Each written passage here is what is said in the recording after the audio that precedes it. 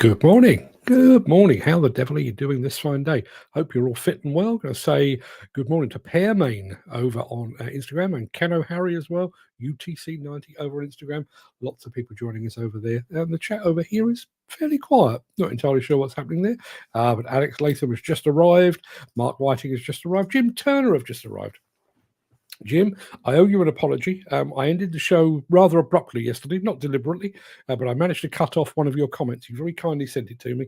I'm planning to revisit it right at the end of the show because today's after show chat is going to be very much along the same lines as yesterday, where we were talking about all things Grenfell, Didcot, and everything else. So I will be coming back to that, Jim. You have my word on all of that. It is Friday. Yes, it is Friday. Made it all this way. Unless something goes hideously wrong between now and 5 o'clock, we've pretty much made it to the weekend. So well done, people. There's Gary Muirhead just joining us as well. Good morning, Mark. Good morning, guys. And a happy Friday, everyone. Yeah, happy Friday indeed. Quite glad this one's here. And also quite glad because I'm off to see the doctor in a moment. Well, I say in a moment, about 12:30. Last time I was there for my diabetic checkup, I was hauled over the coals, I think is the expression.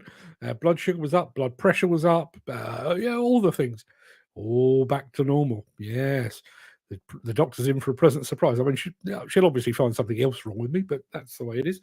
So, yes, should we crack on? I think we probably should, because I do want to get to the after show bit, because I need to get back to address Jim Turner's point from yesterday. So, here's the intro.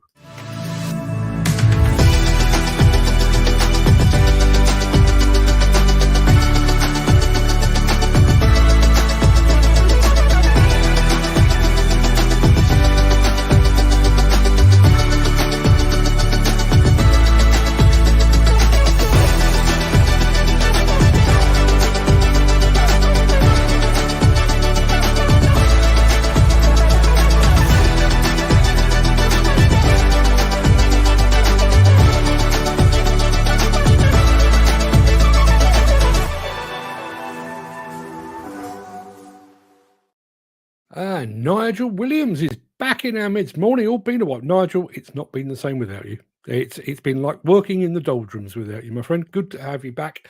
Welcome, welcome, welcome. Thank you very much indeed for joining us. And also good morning to Timothy Wallace, 41 over on Instagram.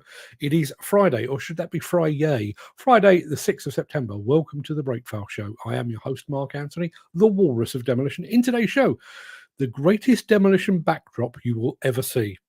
It really is that good. The Cat SEM dozer in action.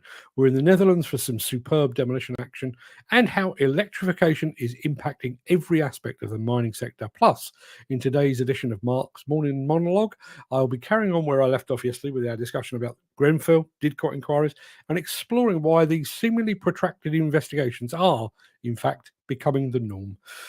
I'll come back to that in just a moment. Chris Ford says, good morning, friends and country.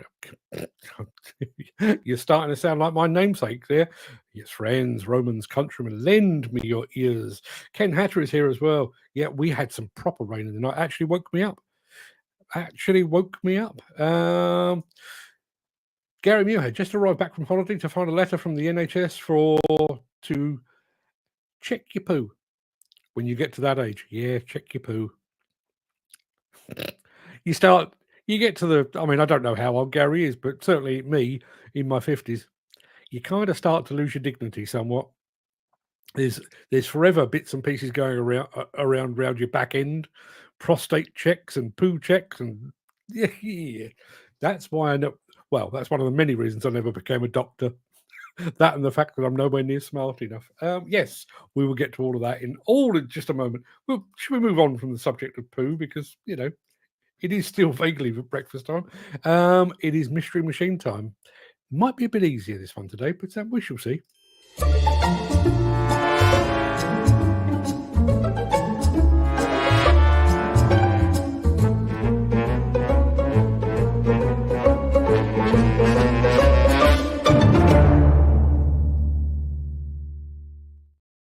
Yeah, Footy's got the weather as well. Don't talk to me about rain. It's raining from 8:30 yesterday all the way to 10 o'clock last night. Still got no work for next week. And my fingers are crossed for you, my friend. Chris Ford says, shit in the box time, don't miss. Yeah, don't miss. Mrs. Muirhead would be very upset if you were to miss. Now, I promised you a mystery machine, and a mystery machine you jolly will have. It looks like this. Yeah, even its own mother wouldn't recognise it from that photograph, but that's what you've got to work with today. Obviously, as always, looking for the make and the model. Any guesses welcome. The more ridiculous, the better. Please let us have those. And while you're pondering that with all of your brain, let me show you today's Excavator World Cup match.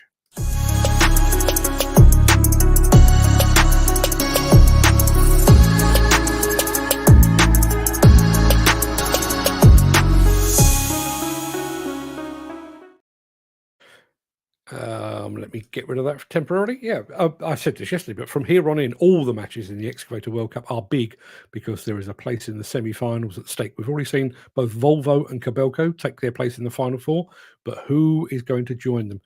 Today's match is a real top of the table battle. Top of the table battle of the Titans, I've written down here, as the world's biggest manufacturer of construction equipment, Caterpillar, takes on the world's second biggest manufacturer of construction equipment, Komatsu. Yeah, Caterpillar against Komatsu. Rivals in the Excavator World Cup, much as they are in every other aspect of life. Both companies are obviously massive. Both make superb excavators. But which, in your opinion, is the best? I am granting you, out of the sheer generosity of my heart, I am granting you £150,000 of imaginary money. And you need to invest it in an excavator or more than one excavator from either of those two makes. So, are you putting your money with Caterpillar, or are you spending your hard-earned, or my hard-earned, more to the point, on Komatsu? That's the question for today. Let's have a look over to the comments.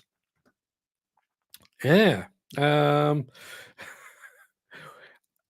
You might remember right back at the very beginning when we started doing the Excavator World Cup, it was very cut and dried. It was one company went out in the absolute lead, and that was not so much now. Now we're getting down to the nitty gritty because Chris Ford has gone Caterpillar, Nigel Williams Komatsu all day long. Footy says Komatsu, Alex Latham Caterpillar. It is 2-2. 2-2. Going back to the mystery machine. What have we got here? Jim Turner reckons it could be the JCB Pothole Pro. It is not one of those. Gary Muirhead reckons it could be the Hydrema RB15 MX16. It is not. But Gary also puts a bid in for Caterpillar as well. So 3-2 to Cat so far. Peter McKenna has just backed Caterpillar as well. 4-2 to Caterpillar. So go back to the mystery machine. There's a little bit more. Is the colour distinctive enough? Is it a I was going to say, is it a red herring? Is it an orange herring? Is there such a thing as an orange herring? I don't honestly know. Peter McKenna, good morning to you, sir. Thank you very much indeed for being here. Hope you're fit and well. Yes, I'll leave you pondering all of that. So, yeah, 4-2 to Caterpillar at the moment, but keep the votes coming in. Nigel Williams says, Lynch have a Komatsu PC 138 zero swing with incline tilt rotator fitted. Absolutely incredible setup. If Lynch would like to tell us more about that, I'd love to see it. Love to see it. But we do need to get on with the show. And I've got to tell you, the first film we've got for you today is beautiful. Nothing short of beautiful. I'll be right back after this.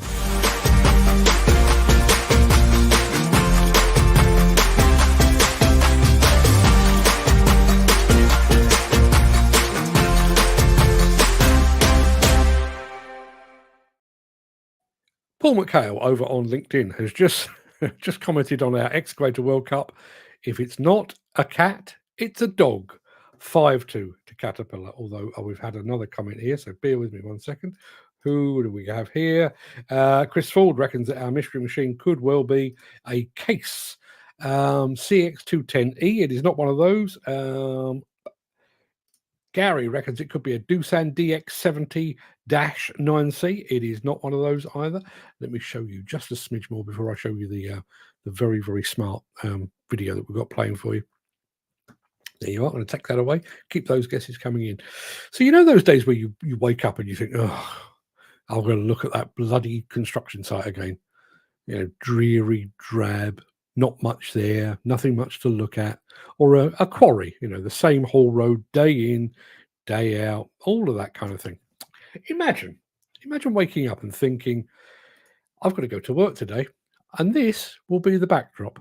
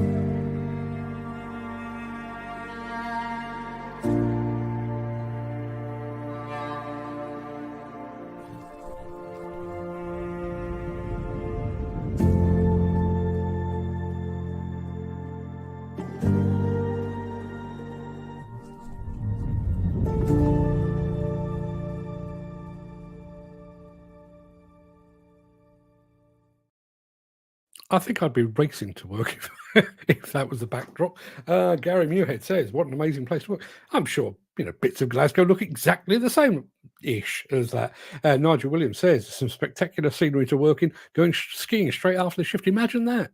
Imagine that. Just finishing up and just arrive for work with your ski strapped to the roof. Finish work for the day. Off skiing. Fantastic." Chris Ford, looking at the practicalities. Bennett made the low loader cough, dragging that lot up there. I bet it bloody did as well. So let's go back to our mystery machine, which looks like this. We know that Gary reckons it could be a Doosan. It is not that. It is not. Well, it's not any of these Hitachis. All good guesses, but none of those are right. Nigel Williams reckons it could be the Kubota KX080-4. It is not. Peter McKenna is also backing Hitachi with ZX95W-7. I can tell you officially and formally, it is not a Hitachi at all. Not of any shape or description. Here's a smidge more. Does that help at all? Incidentally, it is currently 5-2 to Caterpillar in the Excavator World Cup. It looks like they could be going forward to the next round. I'm just going to keep that on the screen for just a moment. Just a very, very quick thing that I'm about to show you. At this time of the day, I always play the same advert, which is for our Buy Me a Coffee service. Now, I'm not passing around the begging bowl here. Yeah, I kind of am a bit. I quite fancy a new drone. Okay, just to liven up the footage that we do at shows and elsewhere as well. There's a new drone out from DJI. It's £169. Now, 169 quid, not a big deal. Could buy it this afternoon buy it this morning if I wanted to. Don't have to search down the back of the sofa. But if anyone would like to contribute towards the cost of that drone, well, this is how you do it. If you are enjoying this episode, please consider supporting the show. You can leave us a tip at buymeacoffee.com/demolition news. Yes, buymeacoffee.com/demolition news. If you would listen, I realise times is hard, and I'm only just throwing this out there. I'm not expecting anything. Don't worry about it. But if you feel like contributing, well, you feel free. Another vote for Caterpillar now, 6-2 to Caterpillar. Yes. Unassailable lead, I think it's becoming. Let's have a look. Jim Turner reckons that our mystery machine could be a Demolition 13-tonner duck with a tab boom. Interesting. Gary Muirhead, along the same lines, reckons it could be the DX85R-3 from Demolition. Let me tell you this, neither of you are right, but you're both in the right ballpark. Nigel Williams reckons it could be, I might as well show it to you, reckons it could be the Demolition DX210W-7. So close. And just going back to that Mont Blanc, which is just that Demolition that I showed you a moment ago. Let me take that away. Yeah, that oh blimey, completely lost my train of thought. Yes, the video I showed you of the Demolition was actually at the foot of Mont Blanc. Chris Ford says, bet you don't give it a second thought after the first couple of weeks, and I bet it's bloody cold and windy in winter. I wonder if you can actually get there during the winter. Jim Turner says probably called 140, so probably a 14-tonner. Not quite. Bit bigger than that. We shall see. One last look at it. Should I show you a bit more? I may as well. There you are. Ah, yes, the distinctive wing mirror. There is nothing of the sort. That's what you're looking at. Demolition DX100-7 reckons Gary it is not. Jim Turner is going for the 145. Not one of those either. We'll be back in a moment because we've already done that bit. A couple of weeks ago, I brought you some footage, like the introduction of a thing called a CAT SEM dozer. Now we've got some more footage of it and actually in action this time. So check this out, and we'll come back to the mystery machine in just a moment.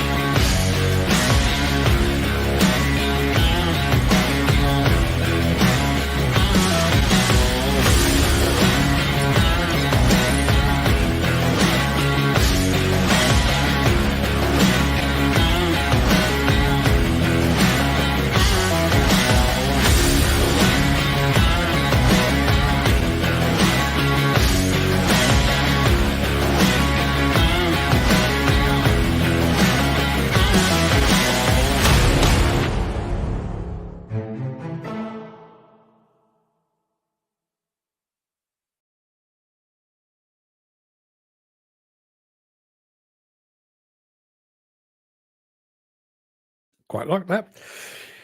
Tell me something.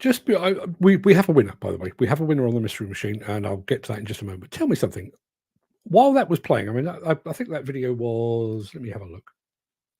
That video was 1 minute and 51 seconds long. We had lots of answers on the mystery machine while that was going on.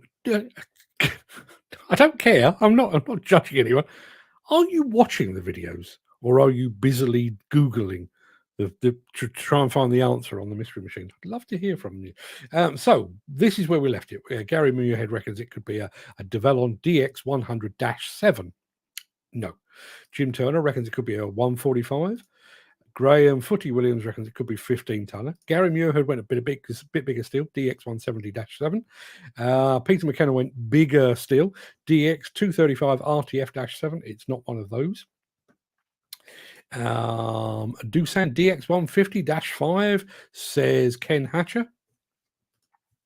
Alex Latham reckons it could be the DX165WR-7.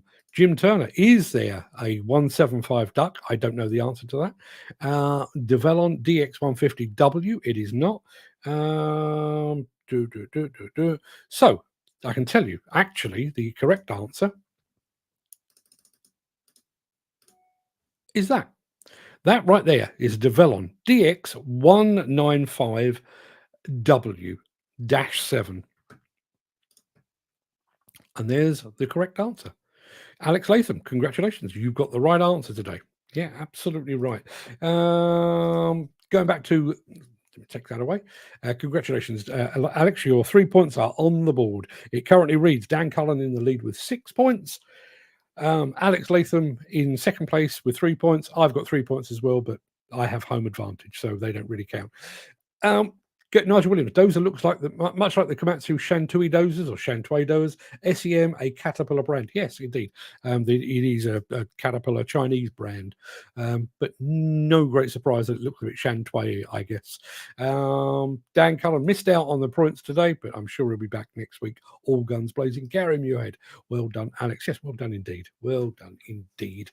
Right, we've resolved all of that, and I think this one is pretty much all over by the shouting. The score currently reads 7-2 to Caterpillar. Komatsu look like they're going out.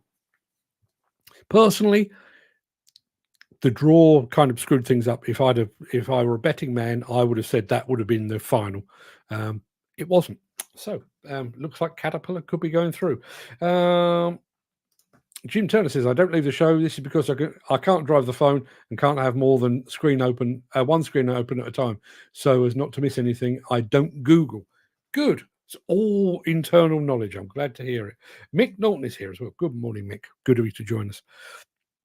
We are going to be talking investigations at the end of the show. We did so yesterday. Looking forward to getting Mick's take on all of that. Jim Turner says, and also Googling is just cheating. Please don't say that. How do you think I put this show together? How do you think I taught myself to do all of this? Google. Well, mainly YouTube, actually. We're going to be right back with some more.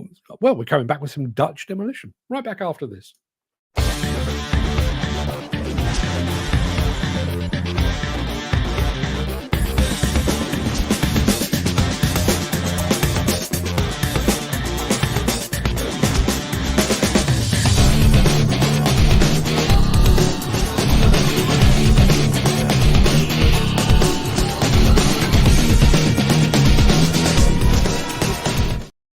We've just had another vote coming in from Garvin at Mostly Diggers. It says, voting for Komatsu, by far the brand I've operated the most.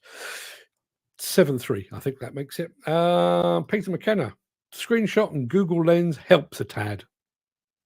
And yet Alex Latham still won today. Not helping that much, is it? But he does say, just got back from the toilet, DX190W-7. You got the right answer. Just a little bit late, but well done, Peter. Thank you very much indeed for your input. I promised you some Dutch Demolition. Why don't we do that? I'd love to say something to you in Dutch. I've got nothing. Here's the video.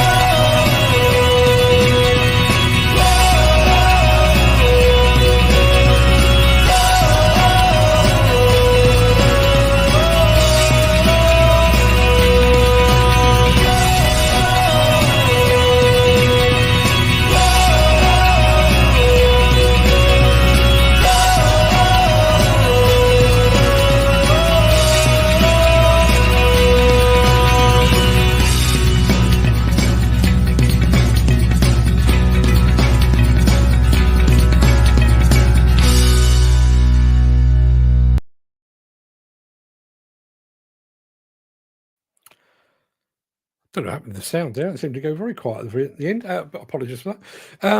I'm going to be back in a moment. Obviously, it is now. Let me think. It's about 15, 16 days until I go to Las Vegas for Mine Expo.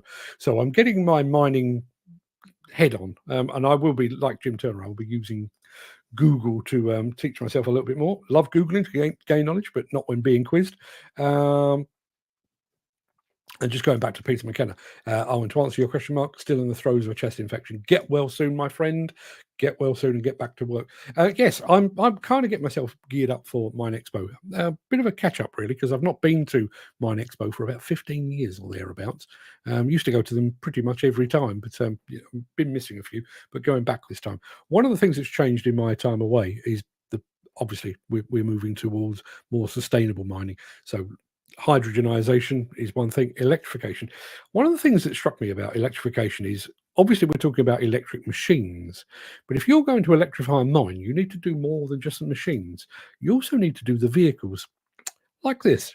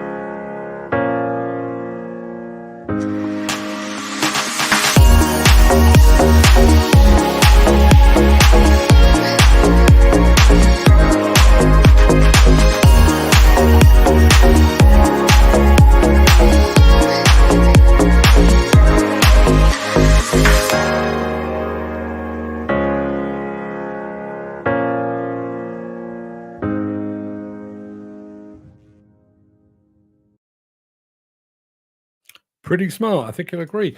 Peter McKenna says, Roki on trucks. Thank you very much indeed for this. I think this is the result of Google. Roki on trucks are not conversion vehicles. They are built from the ground up. Design, engineering, manufacturing, testing, all performed at a facility in the heart of the Canadian prairies. Rokion, I've never been to Canada. An invite would be really nice. Maybe I'll meet you over at Las Vegas and you can tell me about all of that stuff. Dan Cullen saying, more battery power kit, not for me, not as reliable. If I had a power shortage, what would you do? The problem is, working underground, you can't be messing about with diesel fumes. So I understand the desire. Nigel Williams, here's a question for you. How do you feel about tinted windows on machines? I used to chrome tint my diggers to keep me cooler in the summer, but some don't like it. So there you are. Open question, everybody. What is your feeling on tinted cab windows? I'd love to get your thoughts, or more specifically, our man Nigel Williams would like to get your thoughts. I was wondering, the comprehension would be running a hydrogen mining truck than a diesel fuel truck per hour, more or less. I don't know. I think that's comparison. I don't know the answer to that. Me and Fred are due to be with Lee Power on the opening day of the show. of the opening day of Mine Expo, just to be clear. And they are unveiling. It's public knowledge. They've already done a collaboration with Fortescue Mining down in Australia to develop a hydrogen fuel truck. I am going to the official launch of that truck. So I'll actually be with the Leap Air engineers, and I hope to be able to get into all of that about the cost comparison and the cleanliness comparison and everything else. Dan Cullen says, like Tesla, 2 years, loses 20 miles per year charge. Peter McKenna, according to their website, they swap modules out before the batteries are exhausted. Good stuff. And going back to Nigel Williams' question, I love tinted glass on machines, he says. Now, I just need to press a button here because it is, let me think, what is it? Yes, it is time for Mystery Machine. No, not Mystery Machine, Excavator World Cup, I can tell you. It turned out to be a lot more resounding than I expected. The latest round of our Excavator World Cup competition pitted Caterpillar against Komatsu, but which brand came out on top? Well, we put it to the public vote, and I can tell you that the winner is Caterpillar. Caterpillar goes forward to the next round, while sadly, and perhaps prematurely, Komatsu leaves us empty-handed. Monday's match is probably the most surprising of all the matchups in the later rounds because it's Atlas, still in, taking on Kubota, still in, for a place in the semi-finals. So make sure you tune in and take part.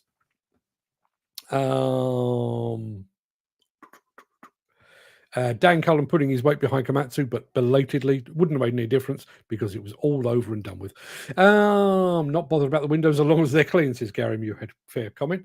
Let's have a look. Peter McKenna says, all Rokian trucks are equipped with lithium iron phosphate battery technology. This technology is the safest reusable battery technology available and should not be confused with lithium polymer, lithium cobalt, or lithium magnesium battery technologies that can be unstable and hazardous if not managed properly. There you are. There you are. Nigel Williams says, battery mining trucks, I'm all in favour of them, especially underground. Yeah, underground is a whole different ballpark. And also, if you're operating a mine, a permanent mine like these people are, power, I wouldn't say power is not an issue. It is still clearly an issue, but they're generating their own power. Not like a remote construction site. So that's all of that.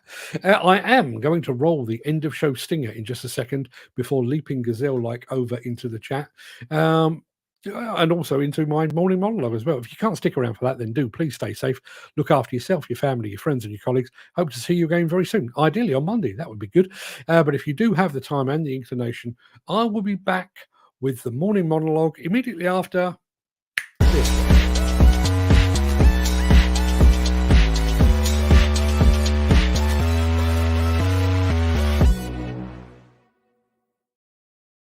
Amidst all the hoo-ha surrounding the publication of the Grenfell Inquiry report earlier this week, there was very little mention of the fact that it took investigators more than 7 years to reach their conclusion. 7 years to confirm precisely what we were all saying just a few days after the tragedy cost the lives of 72 people. The cladding was the issue. But while those 7 years will have caused immense pain and unbearable pain for the bereaved families, turns out it's positively rapid in comparison with some other high-profile and protracted investigations here in the UK. Allow me to give you some examples. On the 15th of April 1989, during an FA Cup semi-final between Liverpool and Nottingham Forest at the Hillsborough Stadium in Sheffield, 97 football fans lost their lives. The investigation into the causes of the disaster, the police response, and attempts to cover up the failings by officials have been ongoing for decades.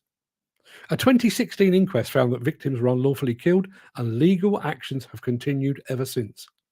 However, despite the findings of unlawful killings, prosecutions against individuals involved have faced significant challenges. Some cases have been dropped, but others remain ongoing 35 years later. Teenager Stephen Lawrence was murdered in a racially motivated attack in London in 1993. The initial investigation was marred by incompetence and systemic racism within the police force. After public campaigns, a new inquiry was launched leading to convictions in 2012. Despite that, investigations and reviews have continued due to the belief that others have not been brought Others involved, rather, have not been brought to justice. Madeleine McCann disappeared from a holiday apartment in Portugal in 2007. Despite numerous investigations in both Portugal and the UK, she has never been found. In 2020, German authorities named a new prime suspect, but the investigation continues with no definitive resolution. The case remains one of the most high-profile missing person investigations in British history. And of course, there is the Bloody Sunday inquiry, established to investigate the events of Bloody Sunday, where British soldiers shot and killed 14 unarmed civil rights protesters in Northern Ireland. It aimed to determine whether the soldiers were justified in their actions. That inquiry found that the killings were unjustified and unjustifiable, leading to public apologies from the British government. Legal investigations into individual soldiers have continued. Now, that investigation ran for 12 years, between 1998 and 2010 rather. However, the actual Bloody Sunday incident took place in 1972. It took 26 years for the investigation to even begin. Now, quite why the wheels of UK justice move so slow. Quite why the wheels of UK justice move so slowly is hard to explain. Complex and historical cases like Hillsborough, Grenfell require extensive investigation. Gathering evidence, interviewing witnesses, and forensically analysing data can take years. Cases may involve multiple legal challenges, appeals, and motions. If any part of the process is contested, it can significantly delay proceedings. In addition, the involvement of multiple parties, each with their own legal teams, can prolong legal debates over evidence and legal points. Furthermore, the legal system is often slowed by a reliance on complex paperwork and bureaucratic procedures. Administrative delays in processing documents, filing motions, and coordinating between different parties can add substantial time to legal proceedings. And that little list doesn't even include the obstacles and obfuscation used by guilty parties to delay their day in court. Add to that the lackadaisical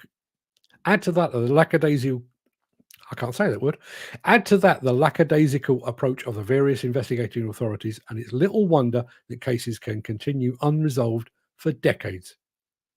It seems that the wheels of justice now turn so slowly that some people may not even live long enough to see that justice served.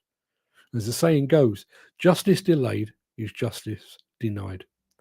And just to round that off, and I'll get to Jim Turner's comment in just a moment, just to round that off, context. If, God forbid, one of you was killed in the line of duty on site today, it is possible, in fact, it is highly likely, that your family would see no resolution this side of 2030. Think about that. Now, before we throw over to the chat, I do owe Jim Turner an apology. When I ended yesterday's show, I cut him off in his prime. I never got to see the comment that he was furiously typing, but he sent it to me, and he was basically saying, or suggesting, that we start a GoFundMe page to fund kind of a campaign to bring Didcot back into the public eye. To be perfectly honest, Jim, and I take your point, and I think it's a very good idea. My only question with it is, and listen, if there's enough demand for it, I'd be more than happy to pursue it. The problem is, I don't actually know where to go from here. I've written to the MP of Didcot several times. I've written to the commissioner of the police in that area several times. I've written to the Home Secretary several times. I've been to visit my local MP, and I've got nowhere. I mean, I've literally got nowhere. And I don't honestly think it's down to a matter of funding. What it needs, I think, and this will be my next point of entry, I guess. What it needs, I think, is for a major national newspaper or a major TV show to pick it up and run with it, and to actually put their weight behind the investigation. I'm going to turn something off. Put their weight behind the investigation so that we can bring it to the public knowledge. I think I mentioned this yesterday with Grenfell comparing it to Didcot. I think one of the issues that we've had was, obviously, more people died at Grenfell than at Didcot, and not that that should matter, but more people died. The problem with Grenfell was it was very much in the public eye. It happened live on air, live on TV. There was a big outpouring of grief and outrage and all the other things that went with it, and it's never been off our TV screens for more than a day or two. Didcot had its moment in the spotlight on the day and the day after. It was mentioned by David Cameron in the House of Commons the day after Didcot happened. And then after that, it has just gradually faded and faded and faded away. It needs to be brought back. I will be doing my level best. As I say, I'm speaking to a guy that I know on one of the national newspapers to see if I can get them interested in running with it. But I will keep you posted on all of that. I'm just going to turn my phone off because it's bleeping right in my ear hole there. So let me go over to the chat and see what the chat is saying.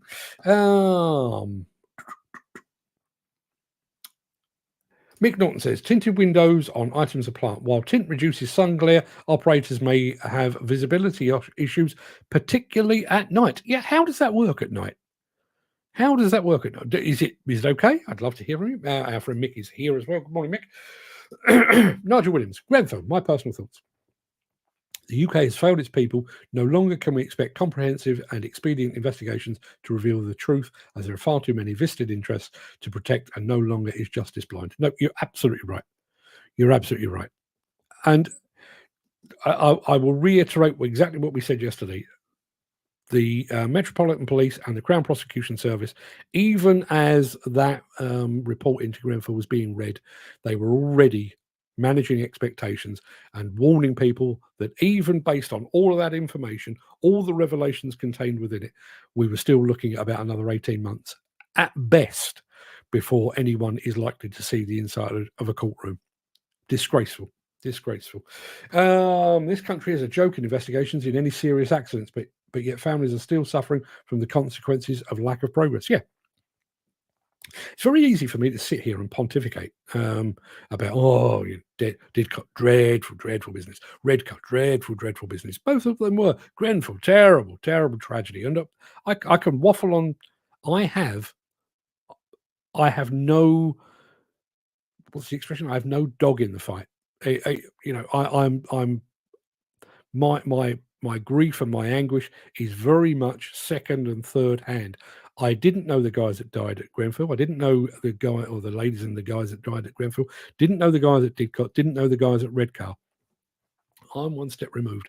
But imagine being somebody like Anne Mackay, whose husband was so tragically killed at Redcar, waking up every day, waiting for that phone to ring for the HSE or the local police to say, here's the latest, this is what's happening, we are prosecuting, you will get your moment in court, you'll get your closure.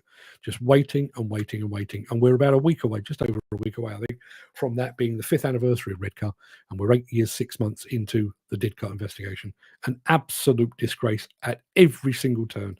The reason this is so political is the cultures that was living in the building. Yeah, but I think also, and I know what you're saying, but I think also Grenfell was representative in much the same the way that Didcot was. What we're talking about here, regardless of their colour or their religion, which I guess is what you're hinting at, what we're talking about, Grenfell and Didcot and Redcar, we are talking about working class people that have perished. And I said this at the time of Didcot, and I'll continue to say it to this day. If 4 bankers were killed during office hours in a bank in London today, does anyone think it would take 8 years, 6 months to bring justice? If instead of bankers, they were lawyers or doctors or politicians, do you think it would take 8 years, 6 months to serve justice? I do not. Mick says, what about the NFTC banging its drum? Oops, sorry, just a toothless bunch of shite. Listen,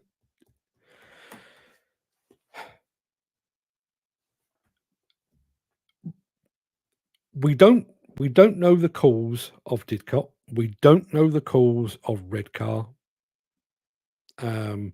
We do now know the cause of what happened at Longannet, in which a guy died.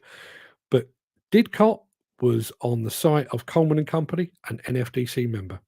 Redcar was on the site of John F. Hunt, an NFDC member.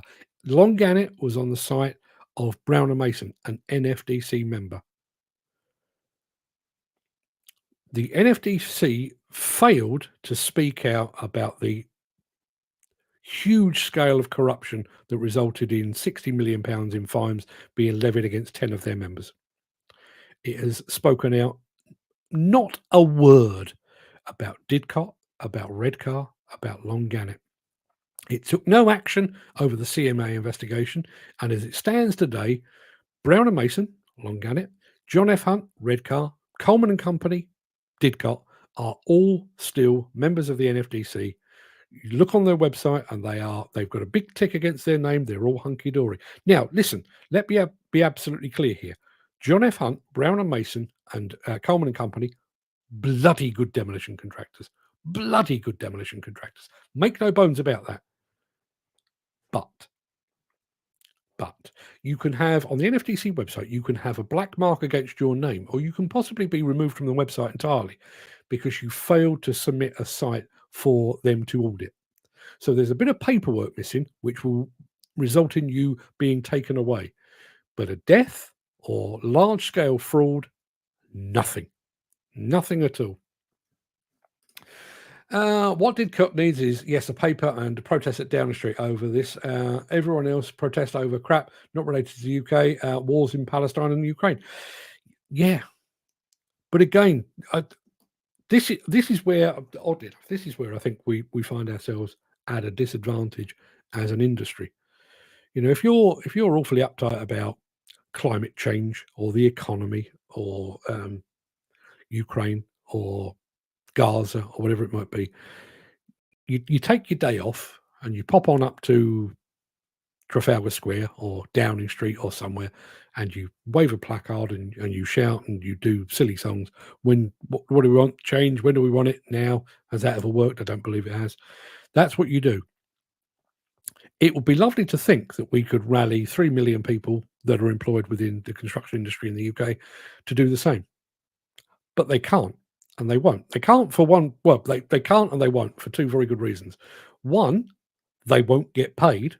And two, if they are spotted on TV protesting against, the powers that be, what sort of reaction do they get when they go back? Are they greeted with open arms by their employer saying, well done. I'm so very proud of you, standing up for your industry, or are they troublemaker, militant, rabble rouser?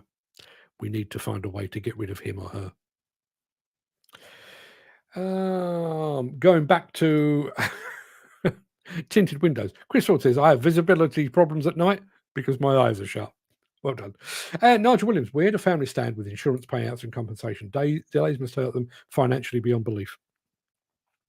My understanding on both Didcot and Redcar was there was an initial payout on both, but not much. And as I say, we're now 8.5 and nearly 5 years into both of those. And I can tell you, Anne Mackay, and if you're watching this, I'm sorry for airing your dirty laundry, but I'm going to do it anyway because I think it's right. Anne and her husband, John, were in the process of buying a house. He didn't live long enough to see them move in, but she moved in anyway. Obviously finds herself in some financial hardship because they've gone from 2 breadwinners to 1. Obviously got all the grief to deal with and everything else. And then subsequent to all of that, she has been told that there is rock concrete, this aerated concrete in her house, which basically means she's either got to stump up a huge amount of cash, which she does not have, to rectify that, or she has basically lost all her money because her house, as it stands today, is largely worthless.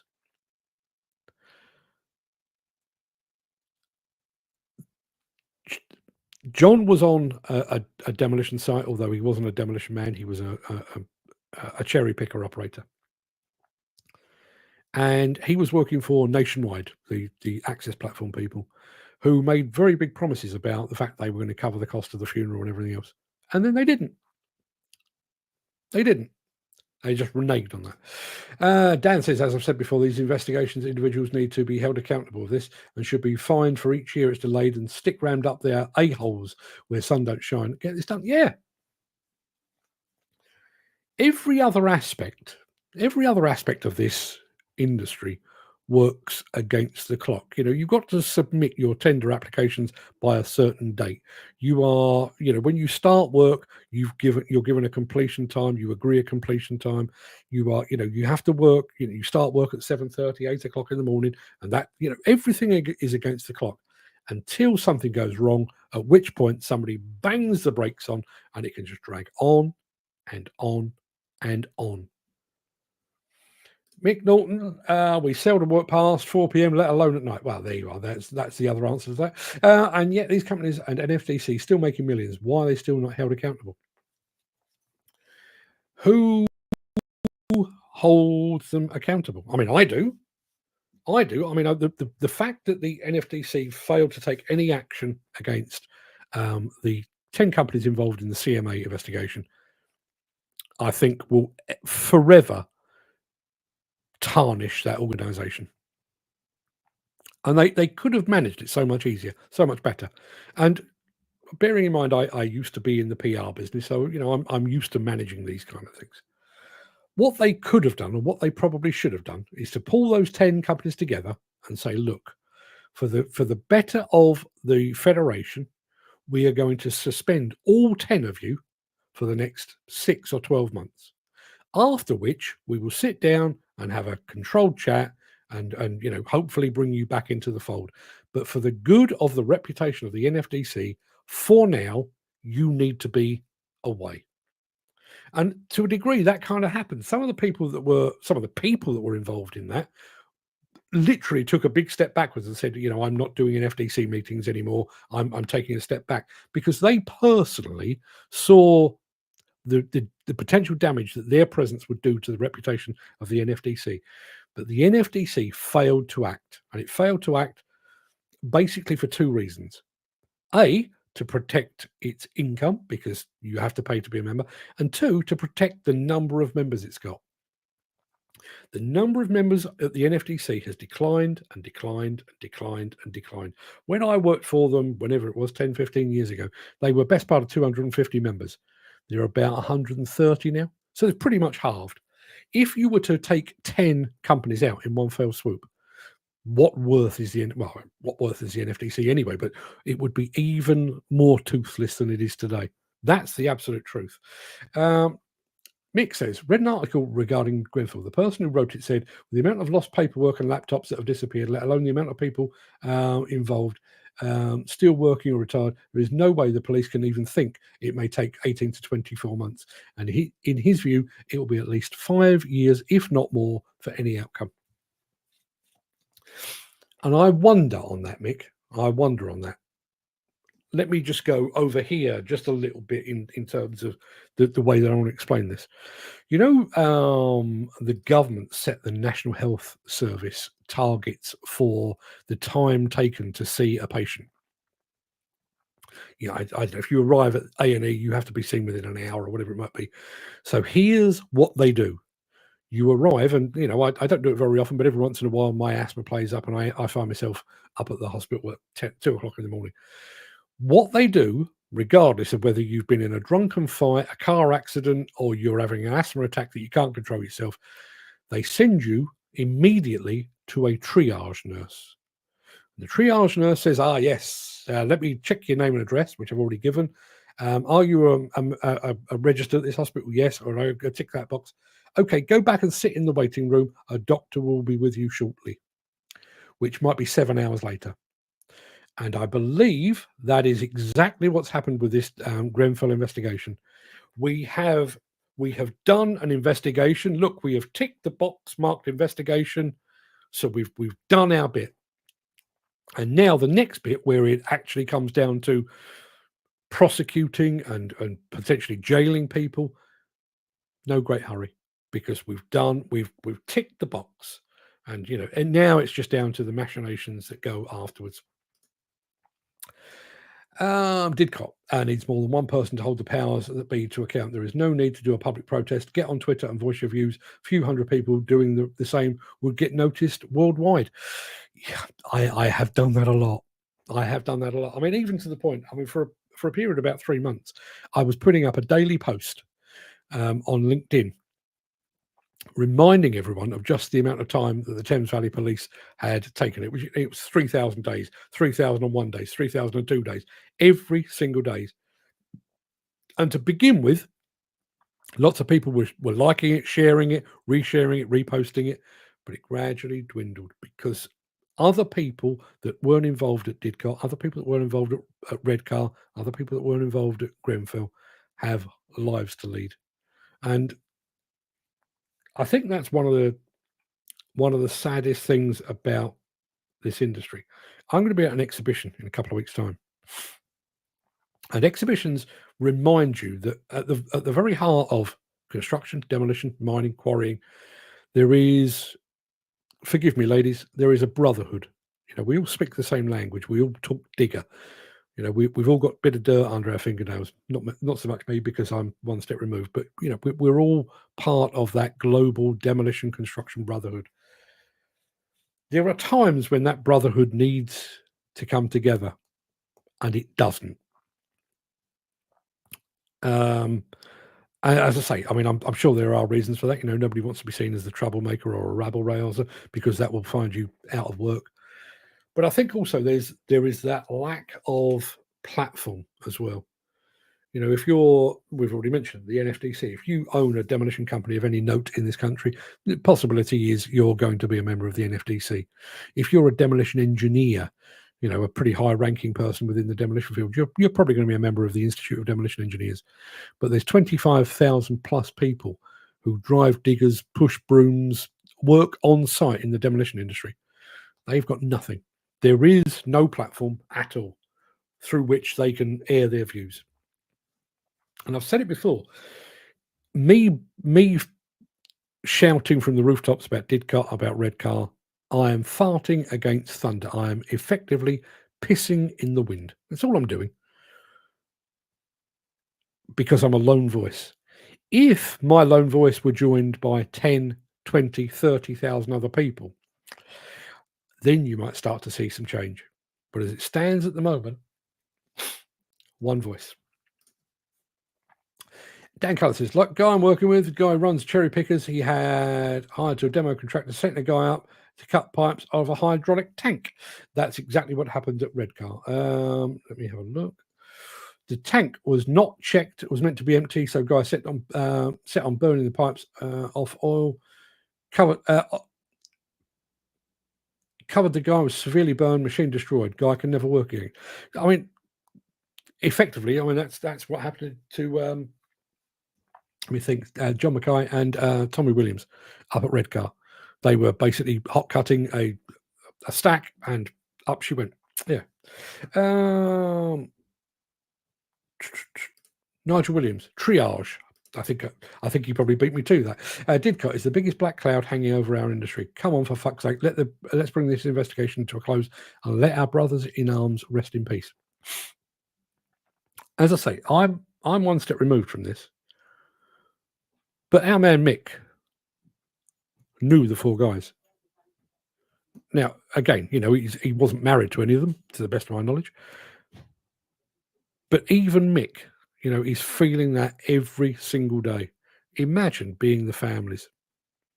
You know, you're spot on there, Mark. Powers that be that run the NHS do exactly that. Yeah, listen, it applies in all walks of life. If you're talking about, you know, bearing in mind, I used to share my house with a teacher. You look at the way that works with Ofsted. You know, it's not about improving actual education. It's about making sure that you tick the when you have an Ofsted inspection. You know, is everything hunky dory? Yes, it is. Never mind the fact that the kids are still struggling to read at 14 and 15 years old. No, that's secondary. Mick Norton says, other than the usual generic membership benefits of any federation, the NFCC would not appear to be offering anything extraordinary. Listen, I don't even know what they're offering anymore. I know they've just had their annual convention over in Rome, but I don't really know what that achieves apart from getting a bunch of demolition. Well, in actual fact, my understanding is, it's gradually been dwindling. The number of contractors that actually attend the thing has dwindled over the years. It's by and large paid for and attended mainly by suppliers the to the demolition industry, who are hoping to rub shoulders with the great and the good of the industry. But it is not, and I've actually said this to the NFDC when I worked for them, and this is not because I was there. I was there to reflect this. When I was there, the NFDC set the industry agenda for the demolition industry. It was the NFDC that drove guidance notes and training courses, a liaison with the HSE, a liaison with the Environment Agency. It drove everything. You could literally, if I were talking about demolition, I could use the NFDC as shorthand, because the NFDC was effectively the industry. It really was. It really was. It hasn't done that for years. And now we're in a situation, by and large, it leapt on the bandwagon of mental health and very, women in construction and demolition. It basically, rather than being a leader, it's a follower. And what that gives to their membership, Lord alone knows. Could you write something we could all share, send to people that could possibly make a point, Mark? Peter, consider it done. I will do that. I will do that. Just done. Like everything nowadays, says Jim Turner, it's a big tick boxing exercise, because basically no one in power gives a shit or has any integrity. Government is a gravy train, takes the wages out of democracy. Then you'll see a government that actually cares. Yeah. What about a GoFundMe page to get a public inquiry into Didcot? Just a thought. It's the point that Jim Turner made to me on a separate message. I don't actually think this is a matter of funding. If I could find a journalist at the Times or the Telegraph or the Guardian or the Independent that would give me an hour, I'll do it free of charge. If I could find an MP that would give me 20 minutes of their time, I'd do it free of charge. Funding doesn't come into it. I would do it free of charge because it's the right thing to do, which is unusual in this industry. I think you'll agree. I don't need to have funding. What I need, I think, is just weight of argument.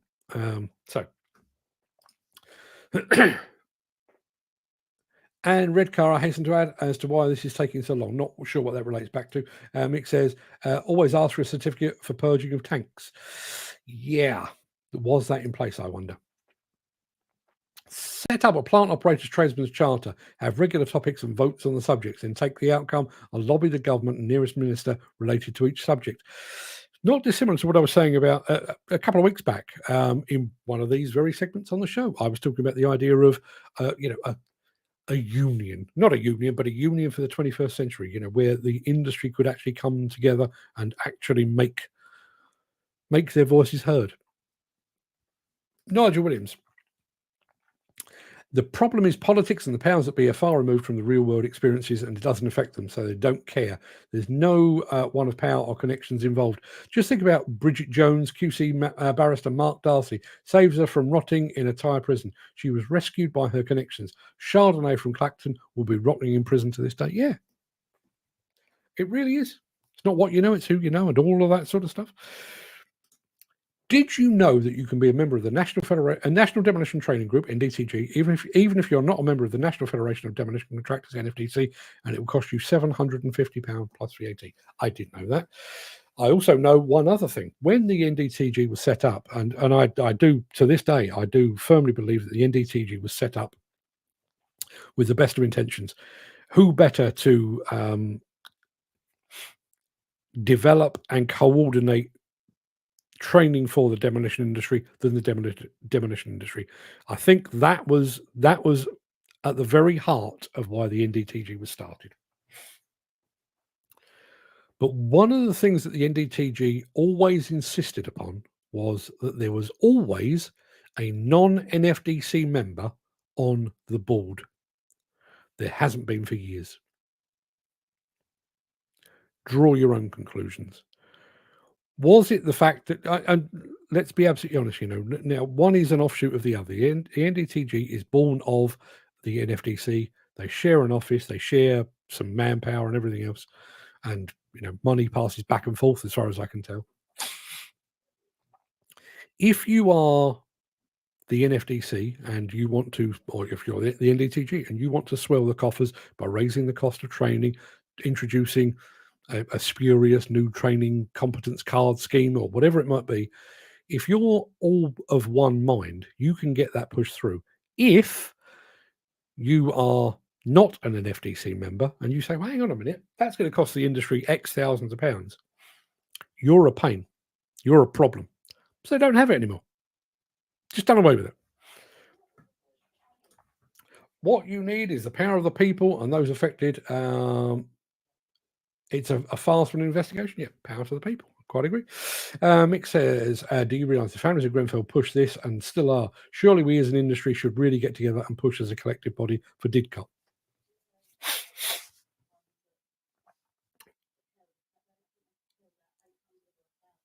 Hasn't happened for 8 years. So obviously this show started 4.5 years ago. So this is this dates it by a good 4 years. When DIDCOT happened, I'd been toying with the idea of writing a book, basically publishing a collection, an anthology, to use the posh term. So I've written thousands and thousands of articles, and I had this idea inspired by a guy called Henry Rollins, former punk frontman and now author, who regularly publishes his anthologies, which I thoroughly enjoy. So I had this idea of doing precisely the same, but I, like many things that I talk about, I was going to do it, and I was going to do it, and I was going to do it. No, nothing ever happened, and then DIDCOT happened. And not likening myself to Bob Geldof for one moment here, but Bob Geldof famously was watching Michael Burke's TV coverage of the famine in Ethiopia and just sat there and went, surely there must be something I can do. DIDCOT hit me the same. Surely there's something I can do. So I got in touch with Mark Coleman at Coleman and Company and said, look, Mark, I've been planning to do this book, and rather than making a profit from it, all the profits will go to the families. Are you comfortable with that? And he said, crack on. Fair play. He said, crack on. So I quickly put it together and put it out. And we sold several thousand copies. We sold hundreds of copies to some of Coleman and Company's nearest rivals based up in Birmingham. We sold more than 500 in Italy because of that Demolition Brotherhood. The book was entirely in English. I don't suppose anybody even opened it because they don't speak the language. But and I sold hundreds of copies to the States, the National Demolition Association in America actually picked it up and they offered it to their members, sent the proceeds over. The European Demolition Association did the same. And then when that all subsided, everyone went back to as they were. The money went to the families, 3 of the 4 families. The other one didn't want anything to do with it. The money went, and then the industry moved on. And each year rolls around, and the Thames Valley Police will issue their statement.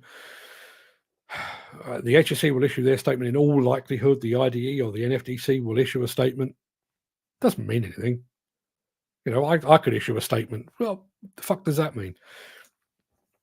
The longer these investigations starts to make you wonder, what are they trying to hide or cover up?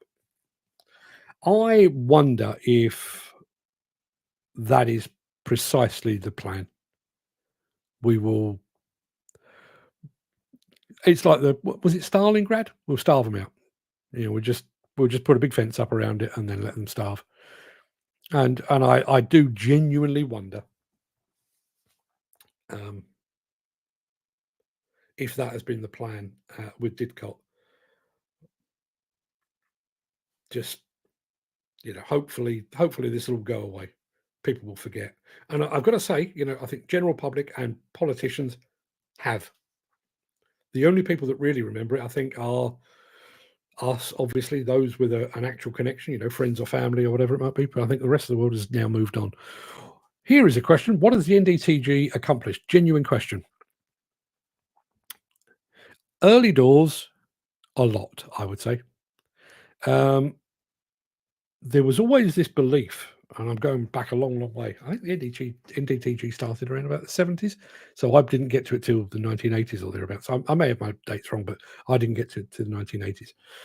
But one of the concerns was, well, obviously, we were starting to see, the growth of the CITB and card schemes and everything else. And one of the concerns within demolition, and again, there's that shorthand, one of the concerns within demolition and therefore the NFDC was that we could, as an industry, have construction training standards imposed upon demolition. And taking something very, very straightforward like a skid steer loader. If you could pass a training course on a skid steer loader on ground level where you're working in and around holes in the ground and stuff like that, which is fine. And hopefully you'll come out the other end being a competent skid steer operator, which is great. No, I wouldn't decry that in any way, shape, or form. But you are a fully rounded skid steer loader operator. If you then take that machine and that operator and put them 22 stories up on a top-down demolition, I think we can all agree that that needs more specific training. And that was pretty much the fundamental reason that the NDTG started. Sadly, over the years, it has become a cash cow. Basically, it has become a cash cow. It props up other bits of what the NFDC does. They sponsor bits of the NFDC convention. Why? The NFDC's got a couple of million quid in the bank. Why does it require sponsorship at all?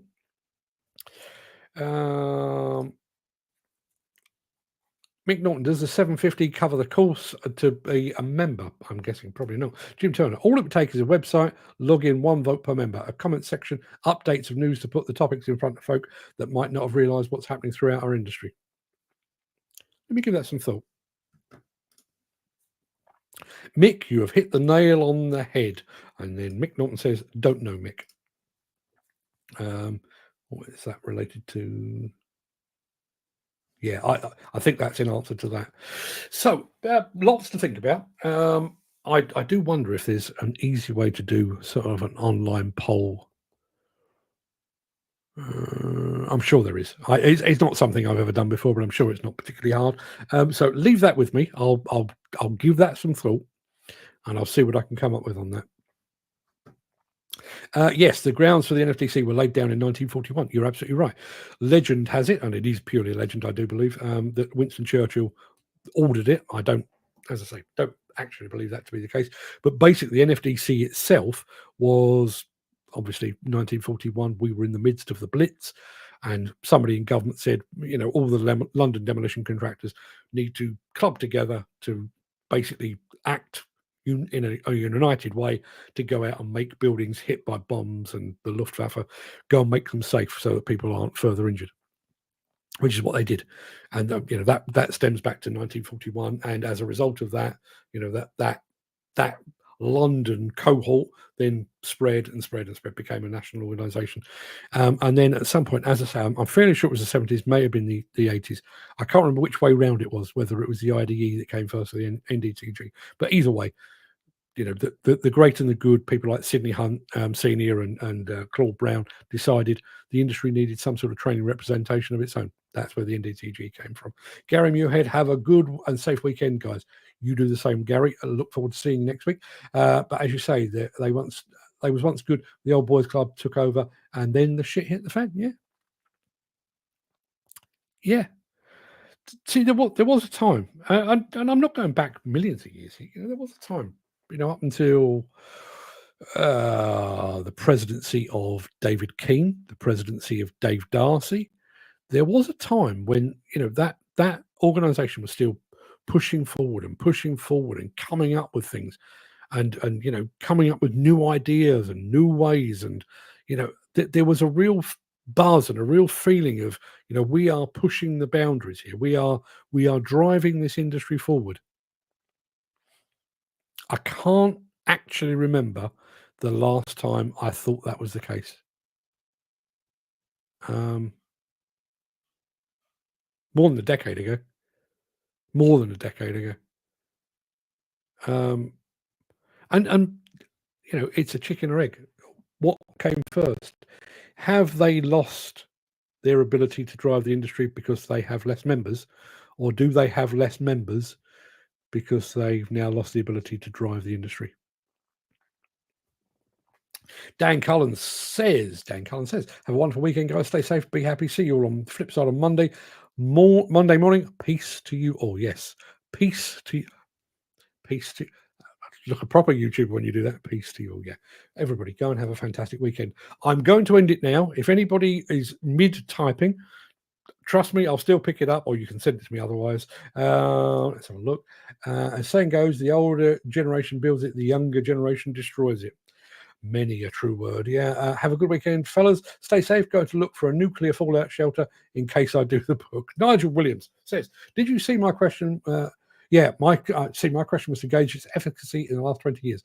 If anything, crossover between demolition and construction should be engineered to bolster skills across the country. I'm looking at our civil society and its stagnation. Quite literally zero actual progress, but lots of pseudoscience and intellectual gibberish. I don't like to, make generalizations, but I was offered the opportunity to interview somebody about the fact that the organisation Women in Construction collapsed 2 weeks ago or whatever it was, and I was keen to do it. I was very keen to do it, but even that's pseudoscience and intellectual gibberish. You know, we don't need discussions about the genetic differences between men and women. We don't need long extended conversations about how well PPE fits the male form and not so well the female form. What we need to do is make sites better and more welcoming to the female of the species. Simple as that. But no, we get all caught up in these. Oh, we must have a meeting about a meeting. Maybe we need a focus group or a campaign, an initiative, a social media campaign. It's all horseshit. It's complete horseshit. And on that note, everybody, that's an hour and 20 minutes of your life you're never going to get back. I will have a look at our online polls, see what I can do ahead of Monday, if I can. Until then, everybody, have a fantastic day. Have a fantastic weekend. Do please stay safe, because if anything happens to you, we would miss you, but the Justice Department would not give one toss. Think about that when you're walking through site today. In the meantime, I'll see you soon. All the best.